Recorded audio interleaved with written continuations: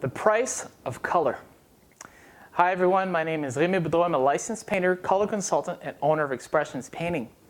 One of the things that I encounter a lot, or used to more so, which really led me to incorporate the color consultation as part of the package at Expressions Painting, is that a lot of times clients are, whether it's for themselves, just picking out colors for themselves, but oftentimes I would see this with other interior decorators, where they get a professional color consultation.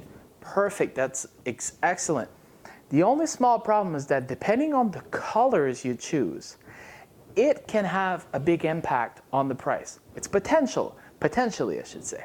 And the thing is that what I hate seeing is having clients fall in love with a color palette, only to find out that 3 of those 5 colors need a special primer, extra coats, which adds, and then they're in a position where they either can't afford the project, or had they known that between those 2 small shades there was very little difference, but that particular shade would have covered in 2 coats instead of a primer and 3 coats.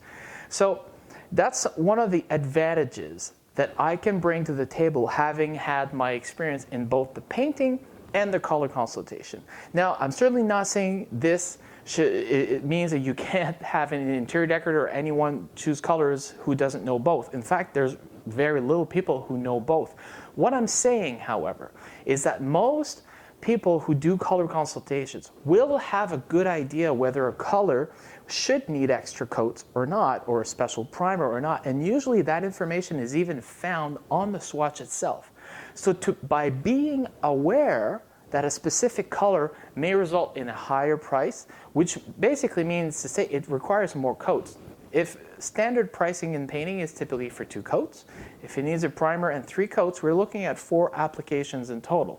That literally doubles the price. An extreme example of this that I've seen, and I use this example anytime I give a talk or anytime I'm meeting face-to-face with clients, and I want to express this point about the colors, is we had this big project at a radio station here in Moncton where I did a price, and whatever the price was, after that was assuming 2 coats, regular office type colors, we could say. But once the color consultation was done, there was a total of 22 colors. Now that's one element that can change the price, the number of colors, because then you have more leftover paint, more brushes and rolls to wash, etc., more paint to manage. That changes the price a little bit. Not drastically, but a little bit. But what really changes the price is that of those 22 colors, about 17 of them required a special primer and 3 and even 4 coats of paint. The whole place was painted in yellows, oranges, and bright reds, which are, any painter will tell you, the worst covering colors to work with. It requires a lot of coats of paint. That's just the nature of it.